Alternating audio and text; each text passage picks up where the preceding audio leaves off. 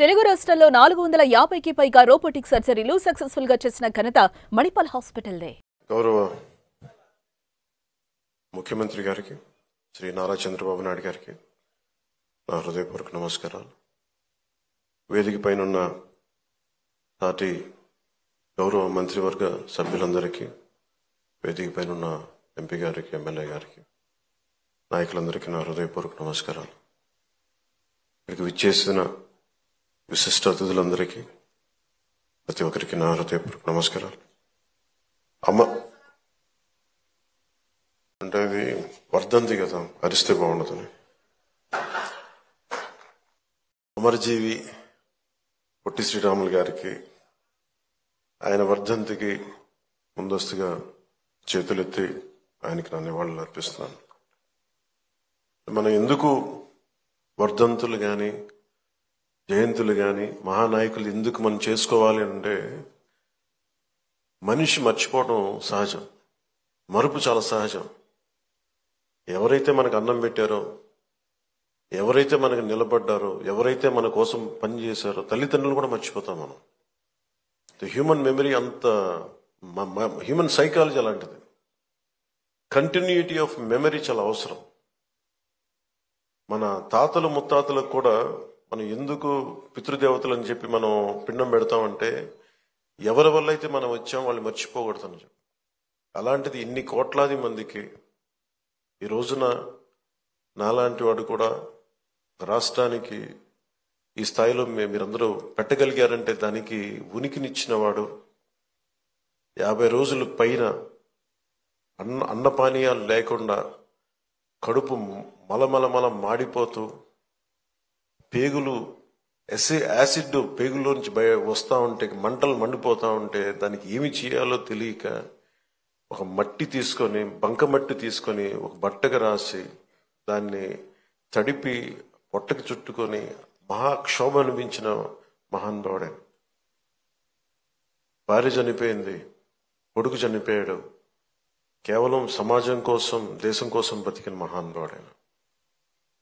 ఆయన వేదన ఇవన్నీ ఎప్పుడు ఎక్కువ మందికి తెలియదు. ఆయనకి ఏదో ఒక ఆయన వల్ల వచ్చిందని ఒక చిన్నప్పుడు స్కూల్లో చదువుకుంటూ మాకు అనిపించి, అంతకు మించి ఎప్పుడు ఉండేది. నాకు ఎప్పుడు కూడా ఎందుకు వెతికేమనంటే, స్పెషల్ పాలిటిక్స్కి వచ్చాక అది కూడా ఆయన గొప్పతనం ఎప్పుడు మాకు మరింతగా అర్థమైంది అంటే, రాష్ట్ర విభజన జరిగిన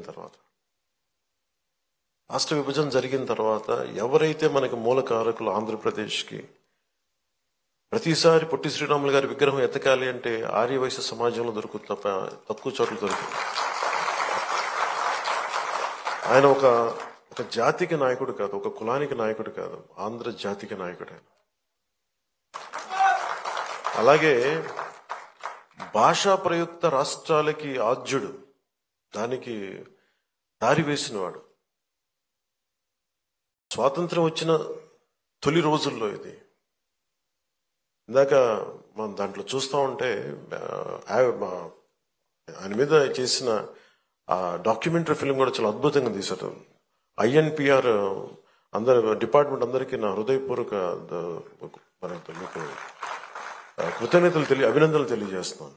చాలా అద్భుతంగా తీశారు, చాలా హృదయానికి హత్తుకునేలా తీశారు, గుండెలు కదిలించేలా తీశారు.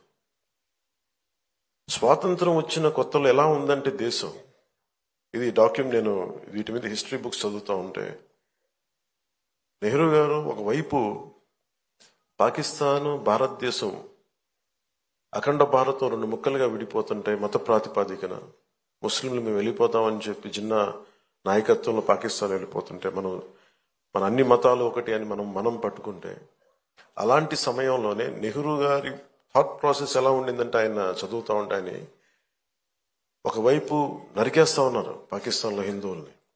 అలాంటి సమయంలో ఇంకొక మూల మన ఉమ్మడి మద్రాసు రాష్ట్రంలో చాలా వివక్ష అనుభవిస్తూ, అవమానాలు భరిస్తూ, తెలుగు వారికి గుర్తింపు లేదు. అలాంటి సమయంలో తెలుగు ఉనికి కోసం, ఆంధ్రలో ఉనికి కోసం ఒక రాష్ట్రాన్ని ఏర్పాటు చేసుకునే క్రమంలో పొట్టి శ్రీరాములు గారు ప్రాణం పోవటం, ఇవన్నీ దేశాన్ని కదిలించేసి ముందు ఏం పెద్ద జరగదనుకున్నారు.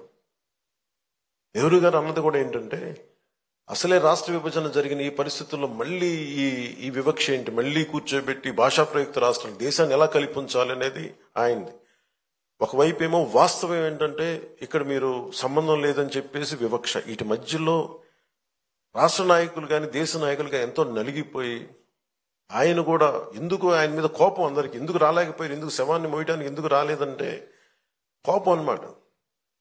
ఆయన వదిలేస్తే కొద్దిమంది ఘంటసాల గారు లాంటి పెద్దలు కానీ వీళ్ళందరూ వచ్చి అంటే నలుగురు మన రాష్ట్రం కోసం ఏర్పడిన వ్యక్తికి శవాన్ని మోయడానికి పాడి మోయడానికి నలుగురు కూడా కనా కష్టాలు పడాల్సి వచ్చిందంటే నిజంగా అదే గుండె కదిలించేసింది.